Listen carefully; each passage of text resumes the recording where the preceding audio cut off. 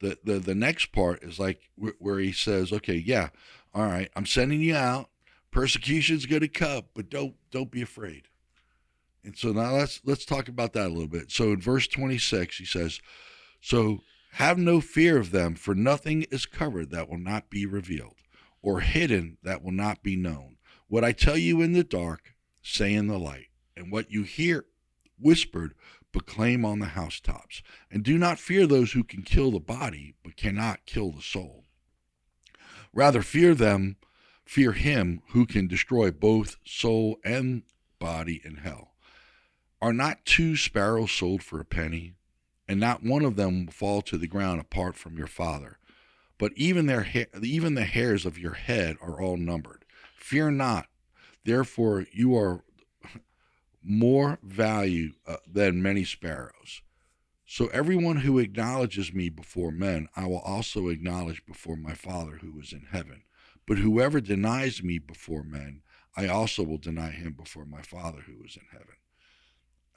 That's pretty difficult stuff. It is difficult stuff because, you know, I guarantee you, I think one of the things that we all do and all know sometimes is like, you know, we all tend to remain silent at certain times, but are we meant to? You know, but that's that human nature. You know, we've all talked about it. It's like, yeah, we can talk about it here and we know we can talk about it with certain individuals, but then sometimes I think that's what I struggle with the most. It is my silence hurting me? You know, I Yeah, believe it is, yeah, but you know, I also believe that I have enough faith and enough boldness that people know my heart, and they know that I truly believe in God. And then sometimes I don't think I have to do anything to prove that because of how I live my life. Do hmm I fail? Am I a hypocrite? Absolutely, because there's things I know I do that I shouldn't do, and I do them anyway. But I also know that I have a loving God who's going to forgive me and accept me for who I am with open arms and embrace me when I fall. yeah. But you don't look at it as a get out of jail free ticket. It's not like you're Oh, using that oh as an no, excuse to sin, no, right? not at all. Yeah, Because man, I tell you what, that's, you know, I love the life God has given me, and I'm thankful for it.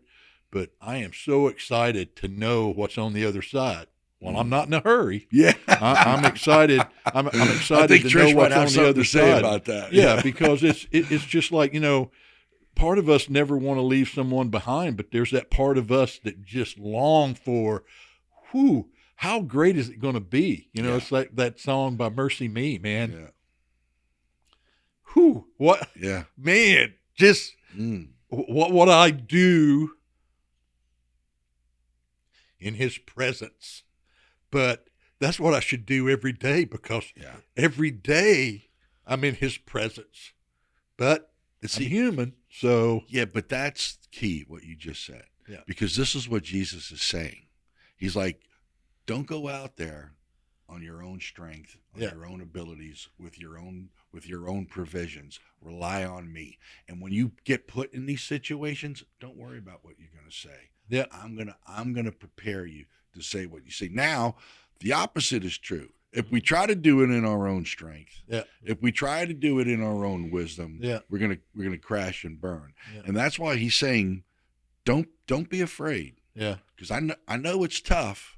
I'm preparing you. I'm telling you ahead of time. It's going to be tough, and you're gonna like mankind is not going to take kindly, and the enemy who is controlling those people are not going to take kindly to you speaking up and standing up for yeah, for the things of God. And opposition is going to come, but don't be afraid, because I'm going to reveal to the world what's going on. And you said it before, I got your back. God is ultimately, our vindicator. And so mm, don't be constrained or feel pressured by society to conform, yeah, is what he's telling them.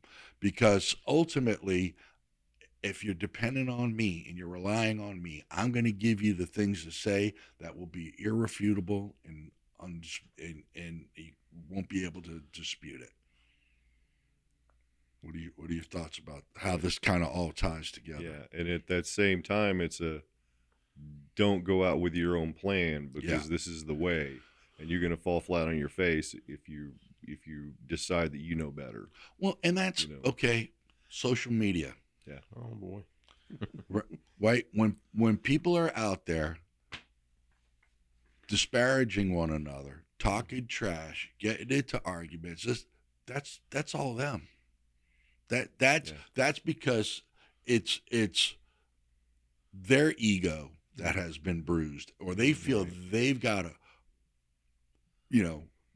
make a point. But Jesus is saying the opposite here. He's saying, like, if you're in a situation and I'm going to reveal things, and then you'll be don't be worried. Like, shout it from the rooftops. But you better make sure that what you're saying is coming directly from him, because if not, you're going to be exposed, and then you're gonna wind up suffering the consequences. Because if you deny me before man, I'm going to deny you before my Father. Like, if you shut up and you don't take the opportunity to do it, then you're in trouble too. Just like when you do it, just make sure you're squared away. Okay, you just made a great point that helped me a little bit right there, because then I like what you just said there, because it's, if you deny me before someone, I'm never ever going to deny Christ. I might be silent, but I'm not denying Christ. So I like how you put that. So that gives me a new context and a new Yeah. frame. You know, maybe sometimes I am meant to be silent because they're looking for something else. And if I do speak out, they go, "Oh, there goes Mark again on his high horse," you know. Yeah. But by being silent and proving myself, because I haven't come out, and I'm never going to come out and say, "Oh no, I don't know that. That's I never did that or said that. I don't follow that." Yeah. You know. So maybe, maybe denying Christ is maybe denying him the opportunity to speak through you, because you jumped out ahead, Mhm. and now you're not speaking through. He's not speaking through you. You're speaking on your own terms, Yeah, yeah. and messing stuff up. No, And but then it becomes about you and not about Yeah. him. And then you're like, "Well, God, I did all this stuff for you," and he's Yeah. like, "Yeah, I don't know you." So thanks for joining us on the Regular Guys Bible Study, where we keep it real and relevant, and we dig deep into God's Word. So if today's episode blessed you, don't forget to like, subscribe, and share with others so they can grow alongside of us. Our foundational verse is Acts 17:11. And the people of Berea were more open minded than those in Thessalonica, because they listened eagerly to Paul's message, but yet they searched the scriptures daily to see if Paul and Silas were teaching the truth. And that's our prayer for you, that you eagerly receive the word and examine the scriptures daily to see if what we're saying here is true. So drop us a comment, send us a question. We'd love to hear from you.